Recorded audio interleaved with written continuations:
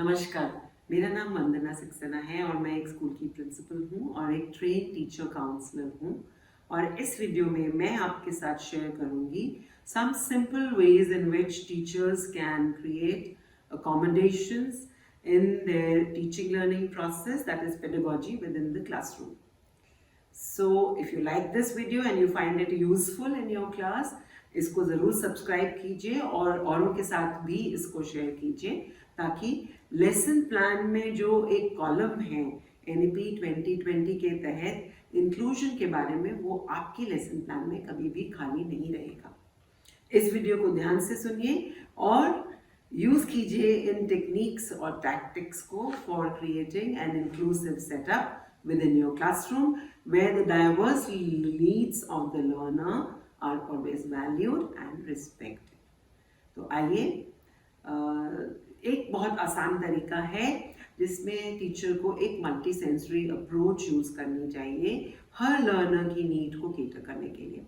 मतलब कि create learning experiences जिसके अंदर ऑल्फैक्टरी या visual, then auditory and tactile, that is sense of touch, is used.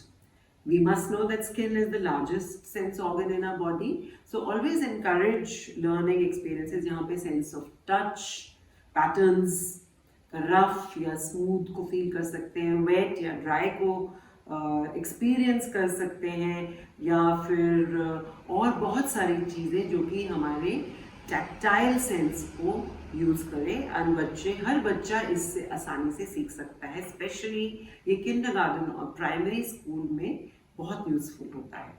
Then for teaching of science and mathematics आप create कर सकते हैं visual graphics like line diagrams, pictures, flow charts और बहुत सारी चीज़ें जिसमें एक फ्लो में, सीक्वेंस में आप कंटेंट को सेट कर देंगे तो बच्चों को सीक्वेंस बनाकर सीखना, और उसके आगे आप कहानियां भी बना सकते हैं उस सीक्वेंस की। स्टोरी टेलिंग से बच्चे बहुत ही जल्दी सीखते हैं और हर बच्चा सीख जाता है। And collaboration with the peer group, peer tasks, peer help, जिसमें बच्चे आपस में अपनी जिम्मेवारियां बांट लेते हैं, ग्रुप में काम करते हैं, प्रोजेक्ट्स हो गए, एक्सपेरिमेंट्स हो गए। यहाँ पर collaboration and peer help helps greatly.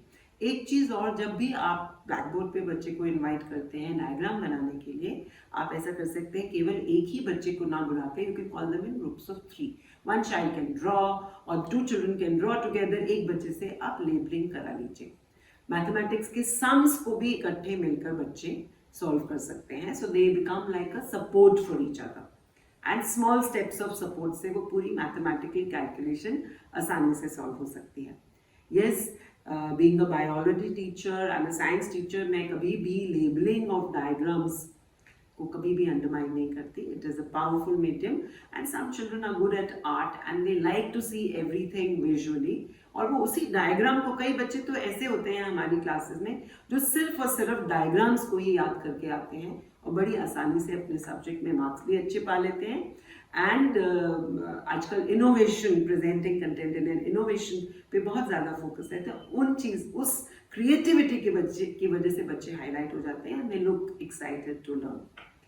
Making science और every subject relevant to day life, do not undermine the relevance of giving examples from day-to-day life, because किताबों में वही एग्जाम्पल हम बचपन से सीख रहे हैं, तो कभी कभी अपनी ज़िंदगी के रियल एक्सपीरियंसेस जब हम कंटेंट को इलस्ट्रेट करेंगे, एग्जाम्पल्स देंगे, we will seem like real teachers, I mean like teachers with experience.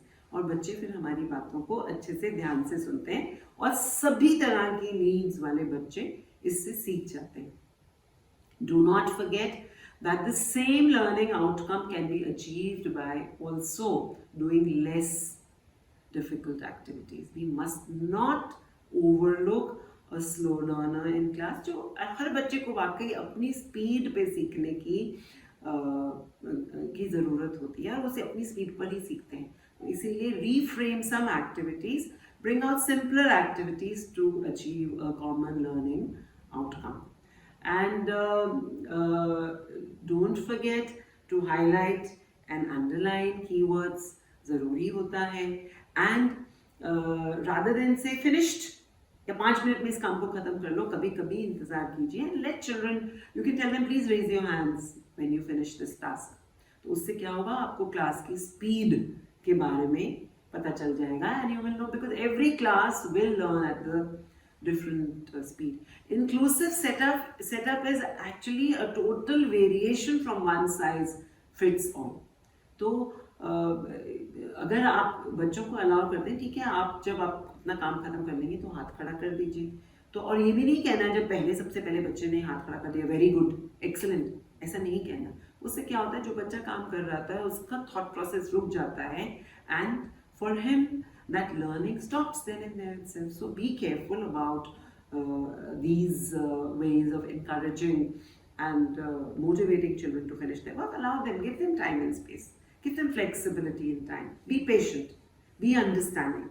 That's what helps to build the mutual trust and respect with each other, जो एक inclusive setup के लिए बहुत बहुत बहुत ज़रूरी होता है. और ये simple tips अगर आप follow करेंगे अपनी क्लास में, I'm sure we all know about it, पर कभी कभी हम उस तरफ ध्यान देना भूल जाते हैं. And NEP 2020 what it has done is drawn our attention with deep focus for us to remember that every child in our class should be given lots and lots of opportunities set to his needs, his or her needs, to be able to learn in the best way they can.